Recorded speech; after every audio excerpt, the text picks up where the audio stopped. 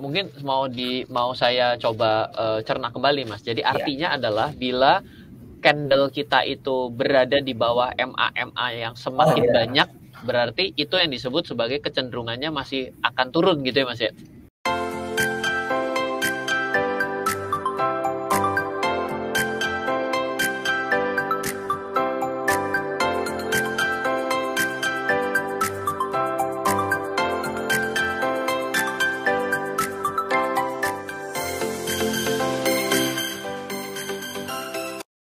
Halo semuanya, welcome back di RF Channel on YouTube, back with Ryan Filbert dan juga dalam Trading for Living series bersama Okta Invest sama Berjangka.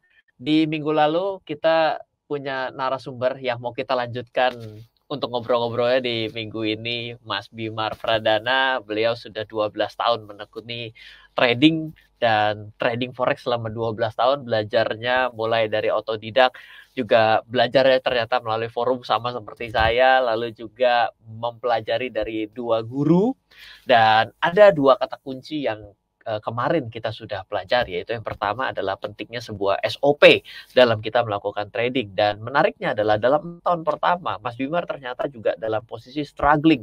Ada banyak loss-nya, namun kenapa stay? Karena merasa bahwa ini adalah suatu hal yang menarik dan enak sekali ketika kita bisa melewati suatu masa pensiun dan lain sebagainya, tapi kita bisa mendapatkan sesuatu mungkin hanya dari rumah saja, lalu kita bisa mengerjakan sesuatu melalui hanya menggunakan laptop kita, ataupun pada hari ini handphone sudah bisa mewakili atau menggantikan daripada trading kita. Trading kita bukan hanya menggunakan laptop, tapi menggunakan handphone gitu. Jadi ini adalah sesuatu hal yang menarik sekali untuk kita dapatkan pelajaran dari Mas Bimar. Dan tentunya Mas Bimar sudah bilang bahwa ada sebuah SOP, dan poin kedua adalah strategi yang mana di akhir pada video minggu lalu kita bahas bahwa Mas Bimar mengatakan bahwa ya kalau misalnya dalam keadaan downtrend dan ini sepertinya masih kuat, ini belum saatnya untuk bisa dibeli. Loh, kok bisa ya? Nah, itu juga akan kita tanyakan gitu ya kepada Mas Bimar. Mungkin pada video kali ini kita akan lebih kepada terkait dengan pentingnya SOP. Nah, SOP-nya apa nih dari Mas Bimar yang bisa dibagikan buat kita? Nah, sebelum kita lebih jauh, bersama saya Ryan Filbert dan juga Okta Invest sama Berjangka menginformasikan bahwa semua video yang kita buat bagaimanapun kami ingin semuanya berjalan dengan sangat baik, tapi tetap saja akan ada disclaimer bahwa mungkin dalam keadaan tertentu sesuatu yang terjadi di masa yang lalu terbaik yang bisa kita bagikan pun belum tentu bisa dipastikan hasilnya ke depan. Jadi tetap saja kita harus bisa mengukur baik dari sudut pandang risiko dan keuntungan buat diri kita. Jangan seperti yang kemarin dibilang sama Mas Bimar, jangan menggunakan uang berlebihan, apalagi uang dapur, dan membuat Anda nanti gak bisa makan sehari-hari, tapi euforia trading walau malah jadi bermasalah. So, kita akan panggil Mas Bimar untuk on kembali. Yes, Mas Bimar. Selamat datang kembali, Mas Bimar. Yes, halo Mas Filbert. Ya, makasih Mas. Ya, oke. Ya, Mas Bimar, seperti yang sudah saya informasikan gitu tadi bahwa di minggu lalu kita membahas dari Trading for Living series bersama Mas Bimar. Mas Bimar mengatakan bahwa ya karena awal-awal saya ini banyak tebak-tebak dan saya juga tidak melakukan suatu standar yang bagus, lalu saya belajar kembali mengenai standar. Sebenarnya apa sih yang dimaksud dengan standar sih, Mas Bimar? Ya, kalau untuk diri saya ini standar itu paling enggak misalnya ya Mas ya. Misalnya ada yang bilang tren adalah teman terbaik lah ya kan. Follow the trend seperti itu. Tapi orang-orang ngerti nggak? Tren itu definisinya apa Mas? Yang kayak gimana itu tren? Akhirnya saya mencoba mendefinisikannya dengan cara saya sendiri ya, melalui BBMA itu tadi. Kalau misalnya ini kondisinya indikatornya seperti ini, oh ini trennya turun. Kalau indikatornya seperti ini, oh ini kalau tren kecilnya turun, tapi tren besarnya naik gitu. Ini gimana gitu? Kayak gitu-gitulah. Jadi saya punya kondisi yang sudah dibakukan, ibaratnya seperti itu, Mas. Karena kalau kita cuma ngomong tren, semua orang akan melihat chart itu sangat subjektif, Mas. Mas bilang, oh ini trennya masih naik. Aku bilang, ini udah mulai turun loh, gitu misalnya kayak gitu.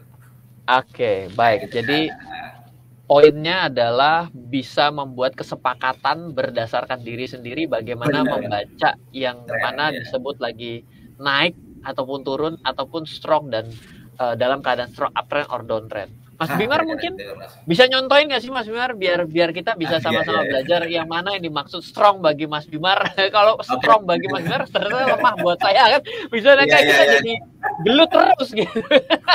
Oke Mas. Jadi ini saya langsung ibaratnya contohin ya Mas, atau ini saya buka PDF-nya dulu Mas.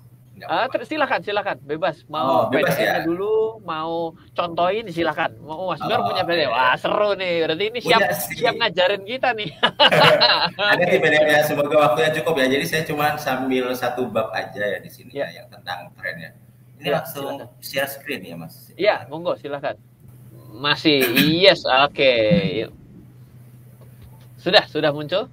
Sudah muncul ya? Iya. Ya, ini jadi definisi tren secara umum ya Mas, yang gambar pertama ini ya. Mungkin Mas Gilbert pasti sudah familiar ya di sini ya. Iya. Dengan kondisi harga membentuk uptrend ketika terjadi di chart ada higher high yang semakin tinggi dan higher low yang semakin tinggi. Oke. Baru itu juga downtrend ya, sama lower high yang semakin rendah atau lower low yang semakin rendah. Kalau saya bilang simpelnya sih ada high yang semakin tinggi ya, dan ada low yang semakin tinggi, dan begitu juga sebaliknya ada high yang semakin rendah untuk downtrend dan juga low yang semakin rendah gitu ya Mas. Iya. Dan kalau sideways berarti polanya tidak jelas seperti ini, bermain di range tertentu. Iya. Itu untuk definisi tren secara umum ya Mas ya. Iya. Nah, terus di sini saya juga menulis bahwa tren itu sifatnya subjektif, juga tergantung dari sudut pandang dari trader ya. Misalnya ini ada chart, ini time frame H4 ya, saya kecilkan. Kalau misalnya saya memandang dari titik A ini Mas, ini kalau misalnya harga ada di sini, itu berarti trennya masih naik kan ya Mas? Tapi kalau Mas Gilbert memandang dari titik B, dan sekarang harga ada di sini, di saat ini, bisa Mas Gilbert bilang ini trennya sudah turun gitu. Jadi tren mana Mas yang benar Mas? Tren yang naik apa tren yang turun gitu kan? Nah, jadi kan sangat subjektif dan ini sangat membingungkan pastinya. Akhirnya saya mencoba untuk mendefinisikannya sendiri kira-kira kayak gitu. Sebetulnya itu juga sudah diajarin sih kalau di BBMA ya, di beberapa teman-teman, tapi saya juga mencoba untuk mengamati dan kayak backtest seperti itu Mas. Jadi akhirnya saya bisa menyimpulkan dengan menggunakan BBMA. Oke. Terus kemudian ini hanya pemilihan acuan waktu ya dalam Bollinger Band ya, dipakai periode berapa ya. Kalau misalnya teman-teman yang belajar mengenai chart Kanggun pasti sudah familiar ya. Biasanya menggunakan periode yang umumnya di Kanggun itu 8 jam, 24 jam, 124 jam, dan 480 jam. Oke. Kira-kira itu. Kenapa 8 jam? Karena market forex itu setiap sesi itu kan paling nggak 8 jam. Oke. Nah, terus 24 jam ini ya market dalam satu hari, terus ini dalam 120 itu 1 minggu, dan 480 itu bulanan. Seperti itu. Karena kenapa pakai periode-periode ini? Kenapa nggak pakai periode 100, 200, 300 seperti itu? Karena dianggap di sini kayak misalnya di sini juga ada kebiasaan-kebiasaan di mana rencana-rencana kerja misalnya dibuat di awal minggu, keputusan dibuat setelah makan siang, dan laporan-laporan biasanya ada laporan mingguan, laporan bulanan, dan itu mungkin ada nanti akan menentukan pergerakan harga selanjutnya seperti itu kira-kira. Oke. Nah, makanya menggunakan periode-periode itu. Baik. Jadi ya Mas, gimana sih? Jadi maksudnya adalah ketika kita berbicara mengenai SOP itu adalah pertama adalah kesepakatan kita dalam membaca chartnya itu. Betul. Di mana chartnya itu adalah pertama kita harus bisa memberikan suatu kesepakatan terkait apa yang dimaksud dengan uptrend dan downtrend. Di mana tadi uptrend itu adalah ketika ada higher high dan lower high-nya yang seiring dengan waktu mengalami kenaikan, higher low dan lower low yang mengalami penurunan terus-menerus. Nah, lalu bagaimana mendefinisikan kalau sebuah tren yang patah, Mas? Yang tadinya naik menjadi turun, apakah tidak lagi dengan adanya higher high tapi tiba-tiba berubah tidak menjadi memiliki titik tertinggi, itu disebut sebagai tren yang patah gitu Mas? Nah, kalau untuk istilah tren yang patah, saya juga kurang begitu familiar ya maksudnya seperti apa, Mas.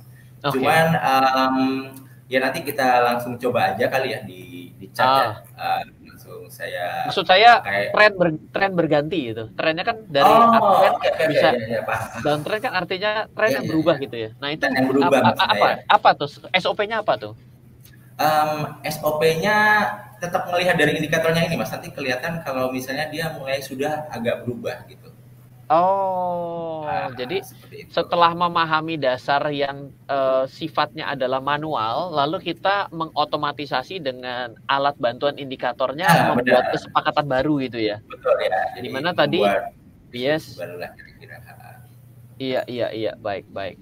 Nah, ini mungkin buat teman-teman nih yang baca juga ya Mas ya. Tapi gimana sih cara setting-setting ini biar Oh, biar bisa setting-settingnya juga ya. Oke oke, uh, langsung aja ya. uh, Langsung kita coba aja ya. Langsung praktek aja Pak Mas ya. oh iya boleh boleh, ini adalah periode akan indikator Nah ini ya. 8 jam. Wah, ini Jadi gini kalau Mas. oke Ya gimana? saya jelasin dulu ya di tabel Iya, ini ya. boleh boleh. Biasanya kita menggunakan time frame H1 Mas. Iya, Kalau kita kan menggunakan sebutannya 8 jam, daily, weekly, dan monthly. Nah, betul. kalau di time frame H1, kalau misalnya kita inputkan 8 ya di periode sini ya, di indikator moving average, Oke. maka itu artinya indikator ini menghitung waktu 8 jam data ke belakang ya. Iya, Karena di time frame H1 kan ini kan 1 jam, satu blok candle 1 jam dikali iya, 8, 8 jam iya, ya Mas. iya. Itu sangat mudah. Di 24 juga 24 kali 1 jam, 24 jam artinya daily atau satu hari. Iya. Kalau 120 jam weekly dan 480 jam itu monthly ya. Seperti itu. Karena satu minggu libur jadi dia nggak dihitung. Jadi Oke. mengapa ini 120 dan ini 480. Cuman kalau teman-teman mau mentransfer apa namanya acuan ini ke time frame yang lain misalnya 30 menit atau 15 menit maka ini harus diubah Mas. Jadi nggak bisa diisi 8 lagi. Jadi Karena kali di sini dua ya. 16 karena dikali 2 seperti itu dan semuanya dikali 2 kayak gitu. Dan kalau di M15 berarti ini dikali 4 ya. Karena apa 1 jam itu kan 4 kali 15 menit. Kalau ini kalau 30 menit kan 1 jam 30 kali 2 makanya ini dikali 2 ini dikali 4. Tapi kita biar nggak bingung pakai aja time frame 1 jam aja deh ya kira-kira Oke. gitu Mas biar. Jadi maksudnya adalah kita akan membuat moving average, di mana moving average yang kita gunakan itu pada time frame H1 itu Betul. kita akan pakai 4 moving average gitu ya Mas ya? Betul kira-kira kayak itu 4 moving average. Oke, di mana moving Betul. average pertama periodenya adalah 8, moving average kedua adalah 24, ketiga adalah 120, dan yang keempat adalah 480 gitu ya Mas ya? Betul betul sekali Mas. Oke. Nah, itu kalau time frame-nya pakai H1. Betul. Kalau dia pakainya 4 jam berarti semua dibagi 4 gitu dong? Nggak gitu ya? Iya kalau pakai 4 jam dibagi 4 ya kira-kira kayak gitu Mas. Cuman kita Ah, nggak saranin ke 4 jam karena kalau time frame kalau acuan 8 jam dipasang di 4 jam itu terlalu kecil datanya itu terlalu rapat ya. oke. Karena Gitu aja. waktu pakai MA-nya 2 berarti kan hanya merata-rata 2 candle gitu ya Iya Mas ya? makanya dua handle jadinya agak kurang kelihatan gitu Iya, apa iya, iya. garisnya ya kira-kira gitu. Siap, siap, siap. Oke, oke, oke. Paham, paham, Jadi paham. saya lanjut ya. Iya, iya. Nah di sini juga ada penjelasan ya. Misalnya kayak kita lihat chart kosong seperti ini kan pasti bingung ya Mas. Ngelihatnya ini naik Iya, apa turun ya. Jadi iya. kalau kita lihat probabilitas chart seperti ini kosong maka kita bisa bilang ini 50-50 ya Mas, bisa naik bisa turun tanpa kita ada informasi apapun di sini ya. Iya. Nah, jadi sama aja kalau kayak kita melihat hari ini kira-kira akan turun hujan apa enggak sih? Ya berarti Iya. kan 50-50 kalau kita nggak punya data apapun. Iya. Kira-kira seperti itu. Nah, kemudian berapa probabilitas hari ini akan turun hujan? Nah, misalnya kalau misalnya kita tanya hari ini peluangnya untuk turun hujan itu berapa? Nah, kalau kita seandainya tahu ini di bulan Maret, maka kemungkinan besar hari ini bakalan turun hujan, Mas. Karena Jadi, bulan Maret di musim hujan kira-kira seperti itu. iya. Artinya kita sudah punya satu informasi sama seperti di sini.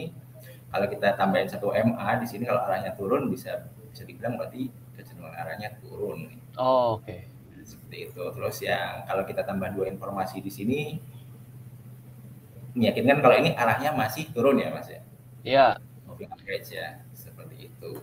Jadi mungkin mau saya coba cerna kembali, Mas. Jadi artinya adalah bila candle kita itu berada di bawah MA yang semakin banyak, berarti itu yang disebut sebagai kecenderungannya masih akan turun gitu ya, Mas ya? Betul Mas. Sama kita lihat dari arah MA-nya juga turun ya, seperti itu. Oke. Dari kemiringan dan juga posisi dari kita punya harga terhadap MA tersebut. Betul. Kalau 4 MA semuanya ada di atas kita dan juga kemiringannya masih menuju ke bawah, berarti inilah disebut keadaan downtrend gitu ya, Mas ya? Iya, kira-kira kayak gitu, Mas. Kita lanjut lagi ya. Jadi teman-teman juga pasti udah tahu kalau ada 3 macam kondisi pergerakan harga ya, trending naik, turun, dan sideways ya. Ya. Seperti itu ya. Dan di sini saya ada tambahan lagi Mas, Bollinger Band ya. Ya. Jadi dengan standar deviasi 1 kita pakai di sini. Jadi biasanya kan orang-orang pakai 2 ya. Di sini kita pakai 1 untuk mendefinisikan kalau harga mulai bermain di luar standar deviasi 1-nya, maka ada kecenderungan arah bergerak turun Mas, seperti ini. Oke. Turun, dan ditambah ini MA-nya sudah mulai miring di sini ya. Oke. Ini seperti ini. Ini terus kemudian kalau misalnya dia di atas, ada kemungkinan dia naik. Tapi kalau di dalam MA kita sebut di dalam BB standar deviasi kita sebut ini ranging ya, atau sideways. Oke. Seperti itu. Jadi terus Bollinger Band itu digunakannya kalau secara default kan tiba-tiba kita pasang itu menggunakan standar deviasinya 2. Benar. Nah, kita ganti menjadi standar deviasi 1, di mana ketika standar deviasi 1 itu di bawah, harga di bawah daripada standar deviasi 1 ada kecenderungannya melemah, dan juga melihat pertimbangan moving average yang tadi kita pelajari dengan kemiringannya ke bawah berarti adalah double konfirmasi bahwa ini adalah melemah. Kalau di atas berarti juga sebagai informasi bahwa ini adalah potensi menguat. Potensi berada di area range standar deviasi Bollinger Band 1 ini berarti mungkin disebut sebagai bagian dari sideway gitu ya Mas ya? Seperti itu kira-kira Mas. Oke. Keren. Kemudian di sini saya mendefinisikan tren menggunakan 2 buah acuan waktu yang tadi kita sudah definisikan di atas ya, ada 8 jam, daily, weekly, dan morning. Nah, kemudian di sini ini kita anggap saja ini tren kecil ya. Jadi kalau tren kecil kita memakai 2 buah acuan waktu di mana di sini ada MA 8 jam dan kemudian Bollinger Band standar deviasi 1 daily ya, atau harian. Ini bisa di zoom ya. Boleh di zoom nggak apa-apa? Oke. Nah, seperti ini. Oh, ini nggak bisa digeser kiri kanan. Oh, ini kalau misalnya dia keluar seperti ini Mas, MA-nya dari standar deviasi 1 dan harga juga keluar, nih tren kecilnya mulai naik. Kita sebut tren kecil ya, kayak minor trend gitu loh ya. Kalau ini keluar seperti ini tren kecilnya turun kayak gitu. Nah, yang namanya tren kecil pasti akan sangat mudah dibolak-balikan Mas. Jadi makanya ketika naik bisa berubah turun, naik turun, naik turun.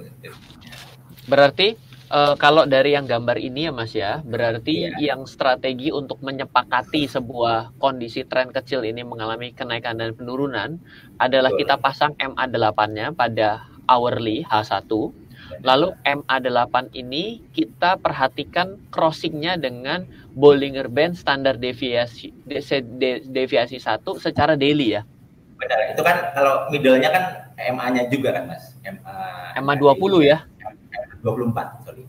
Oh, ini 24. Tapi yang disebut sebagai tren kecil naik itu adalah pada saat crossing yang ditunjuk antara hijau dengan standar deviasi, atau sejak dia crossing hijau dengan yang mana Mas? Kalau yang crossing kita bisa sebut mulai naik Mas, tapi kalau sudah keluar dari standar deviasi bisa sebut ini tren kecilnya cukup kuat. Iya di situ ya. Oke, jadi crossingnya ya, crossing standar deviasi ya. Crossing MA-nya dulu pertama, kita sebut itu udah mulai tren, tapi kalau dia mulai cross ke standar deviasi itu kita bisa bilang sebut kuat. Iya. Kalau crossing aja kita bilang sebut nggak kuat tapi sudah mulai, tapi kalau sudah crossing ke standar deviasinya bisa kita bilang itu kuat gitu kan. Cukup kuat. Nah, ini tren menengah Mas, middle trend. Ini terjadi ketika MA daily, kita pakai MA-nya aja 24 ya. mulai bermain di luar standar deviasi satu weekly-nya, Mas. Jadi contohnya seperti ini nih, moving average harian keluar. Ini kita sebut tren menengah naik kuat ya. Jadi kalau udah seperti keluar seperti ini, maka kita bisa mulai opsi mencari entry buy seperti itu.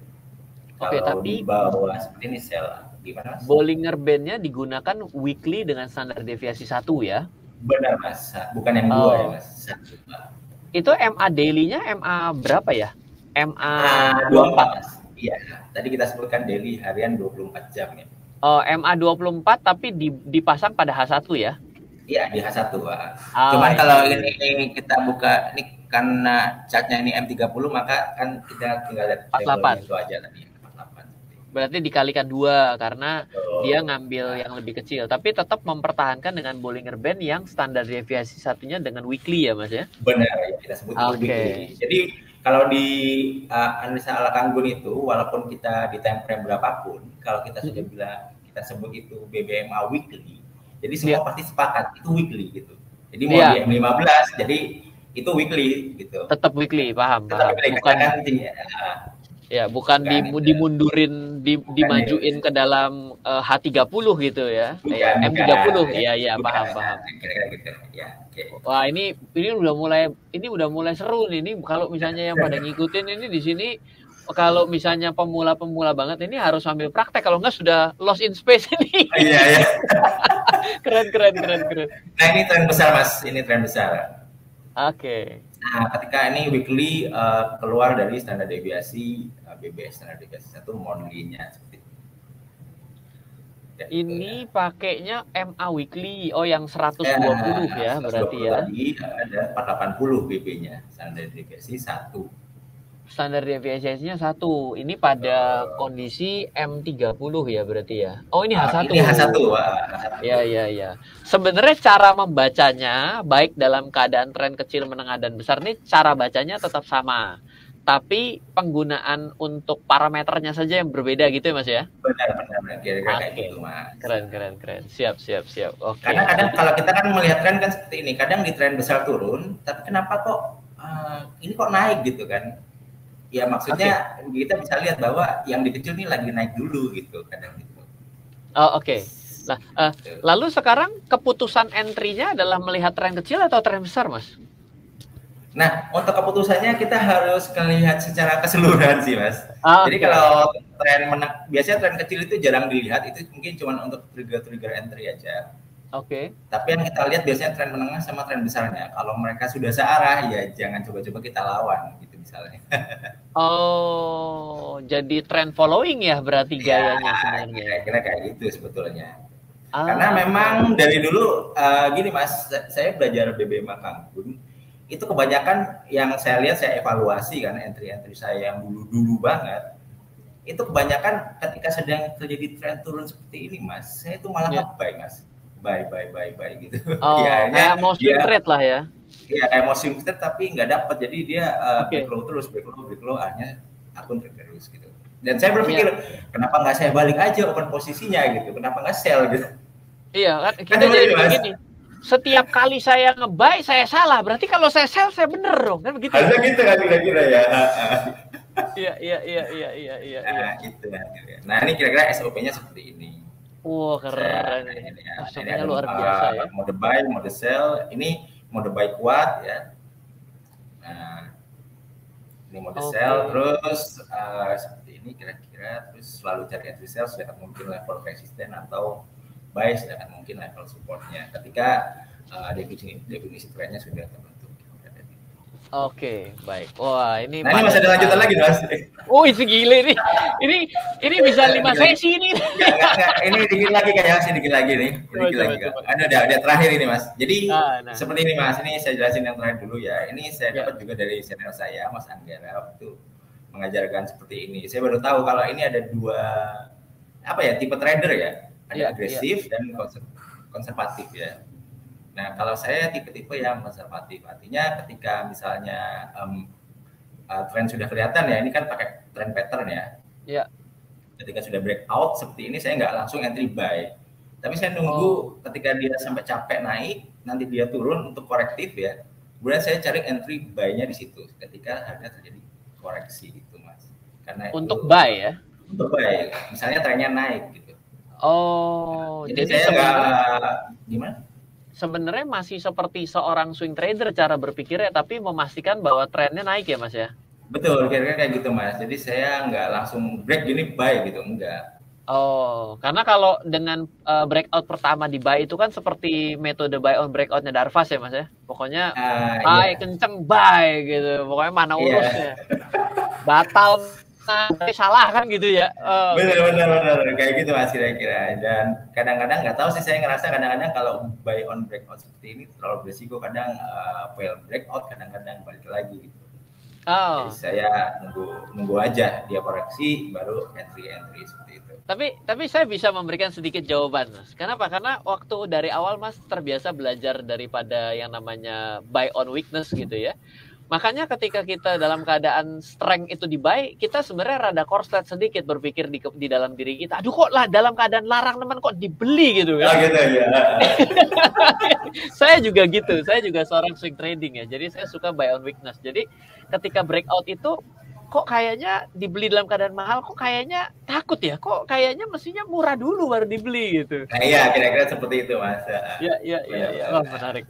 Oke, jadi kalau saya boleh ringkas, yang pertama SOP itu adalah bisa mendefinisikan tren, di mana yang paling manual tadi adalah berbicara mengenai lower low, higher high ya. Benar. Lalu setelah itu di add on dengan sebuah indikator agar kita bisa mendapatkan suatu kesepakatan, di mana indikator itu digunakan adalah dua. Yang pertama adalah moving average, yang kedua itu adalah Bollinger Band, di mana moving average-nya ini agak spesial karena digunakan pada H1 sebagai sebuah indikator utamanya, di mana pada time frame H1 ini ada 4 jenis moving average yang bisa digunakan dengan setelannya, dengan beberapa logika yang dibuatkan.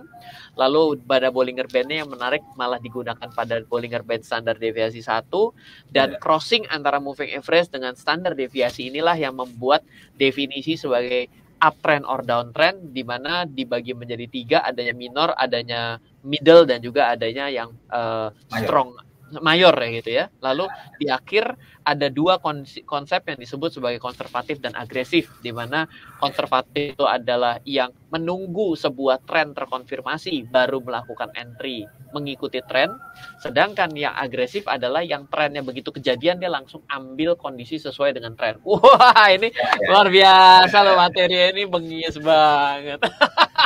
Gimana Mas, langsung dicat aja ditampilin ini? Kan mau kita simpan ini buat untuk sesi ini, kita mungkin napas dulu ya kan. Oke. Biar lanjut di sesi selanjutnya. Sesi ketiga gitu ya. Jadi mungkin ini adalah SOP Mas, karena nanti yang ingin saya tanyakan adalah ya sini sudah SOP, terus piye cara entry-nya? Ambil satu konsep. Ini loh yang titik buy-nya. Oh, ini loh titik saya sebagai sebuah contoh gitu ya, biar kita sama-sama belajar secara lebih lengkap.